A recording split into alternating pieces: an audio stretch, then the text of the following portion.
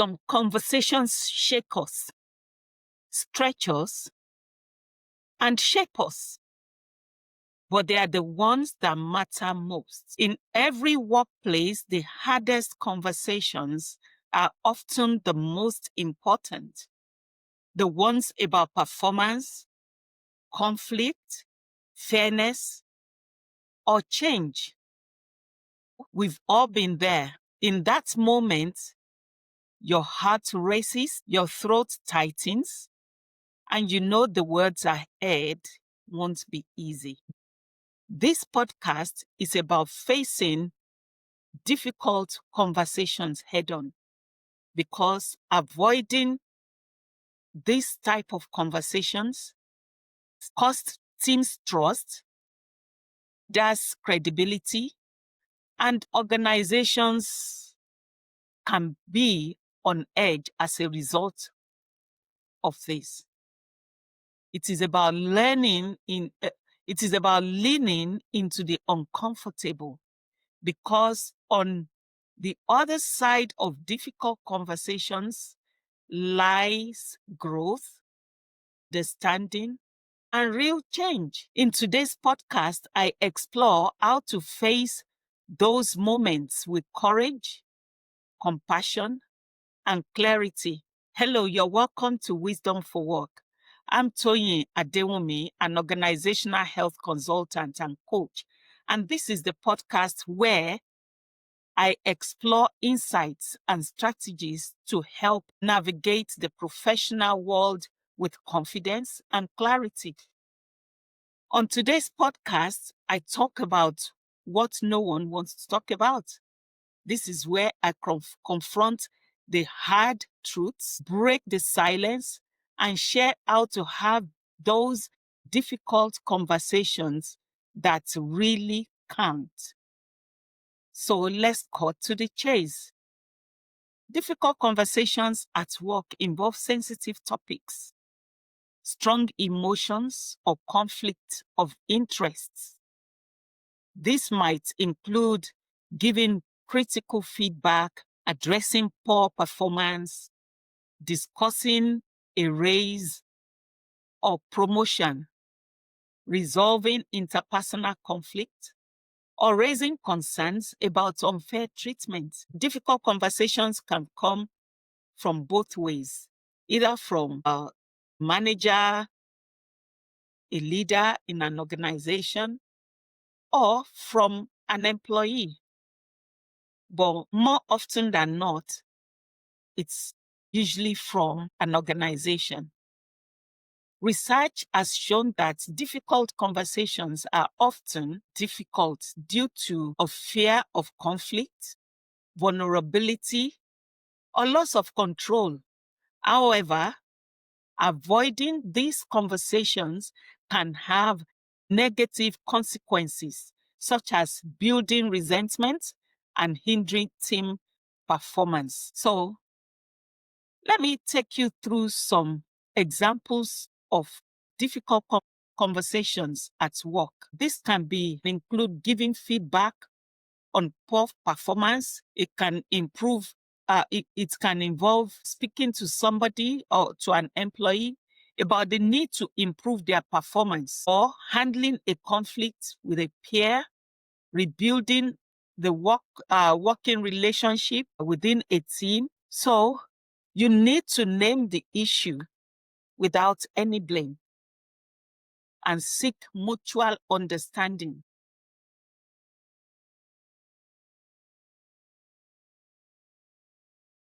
How can you, as a manager, approach difficult conversations constructively? Studies have revealed to us that a safe and supportive environment, coupled with empathy and non-judgmental attitude, can significantly increase the belief in a positive outcome. Today, I will share 8 tips or insights to help managers or employees navigate difficult conversations positively. Number 1, you need to be prepared. And when I say be prepared, you don't need to go into that conversation with a script, a visible script. However, you need to know the purpose for that conversation. Be clear on why you're having the conversation. You also need to be clear on your desired outcomes. And let me warn you, you also need to anticipate reactions from the person you're discussing with. Consider how they will feel or even respond to these conversations. Before you go in to that conversation, it's also essential for you to check your mindset, ensuring that you enter the conversation with a spirit of collaboration, not confrontation. Number 2, you need to choose the right time and the right place to share this conversation or to have this conversation. I suggest you pick a private and quiet setting. Avoid starting a difficult conversation when either party is rushed or emotionally charged, or even in front of other colleagues. You're setting that conversation to go in the negative direction if you do that. Number 3, you need to choose a clear and respectful opening. For instance, you can start with compassionate statements such as, "I'd like to talk to you about something that I think is important for both of us to work well together." Avoid blaming, avoid accusation, avoid making vague generalities. Avoid basing your discussion on what other people say. Avoid basing your discussion on subjective information.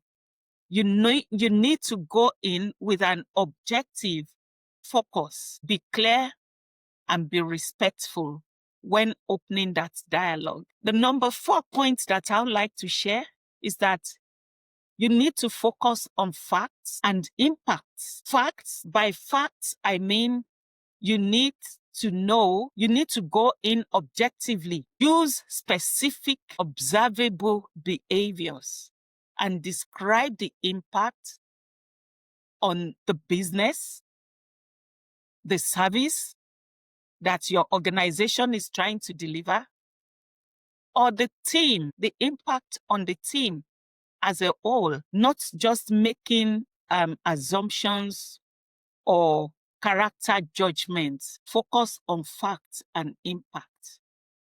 You can say something like, "I noticed that your report was submitted 2 days late, which delayed the team's next steps." Not things like, "You're always irresponsible, you keep submitting your reports late, so you keep drawing the team back."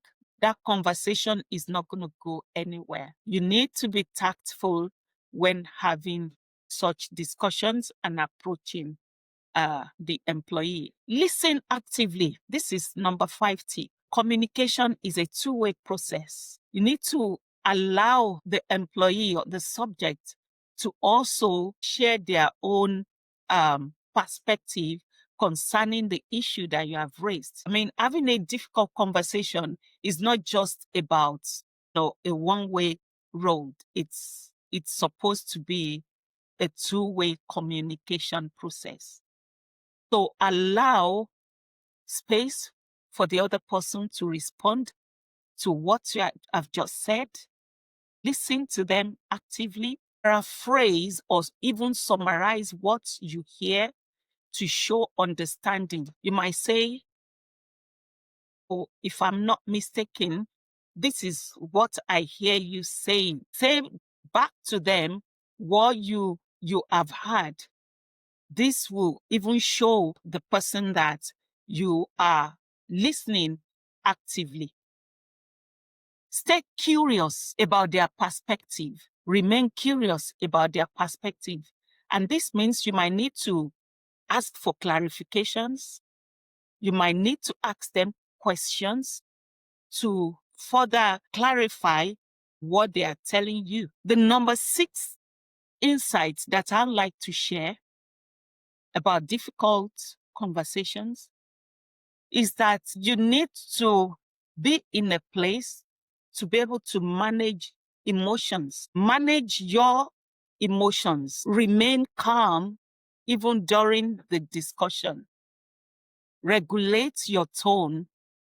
It's not the time to start shouting or yelling or name calling, or perhaps you feel that the person is not coming across in a professional manner. You still need to remain calm. You might need to take a break if things escalate.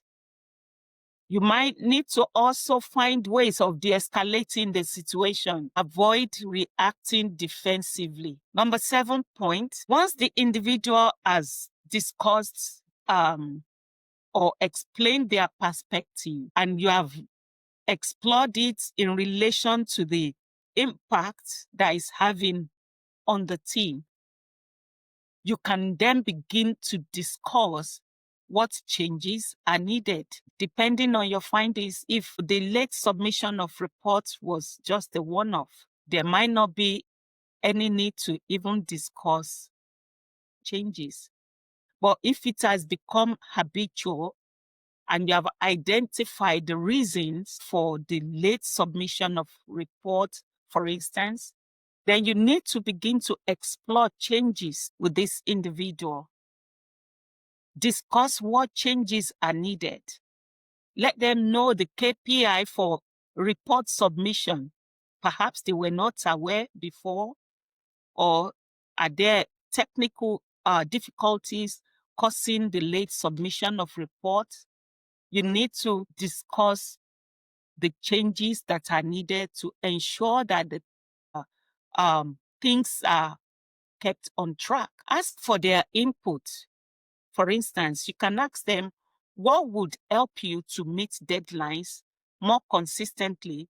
You can ask them, what would help you meet deadlines more consistently? What can we do to support you? Because at the end of the day, as a manager, you're also there to support your employees. Agree on a plan together with the employee, but ensure that you follow up.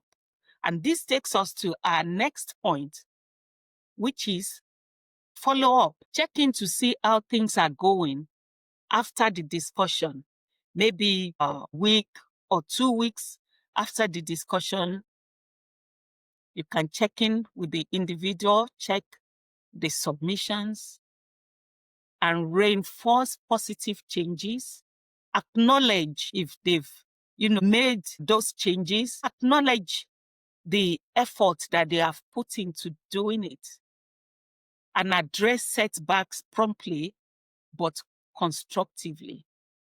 If after submitting maybe like 2 or 3 reports or 4 reports, consistently meeting the set deadlines, and then there were setbacks of like maybe 2 reports that were submitted late, you need to address it promptly but constructively.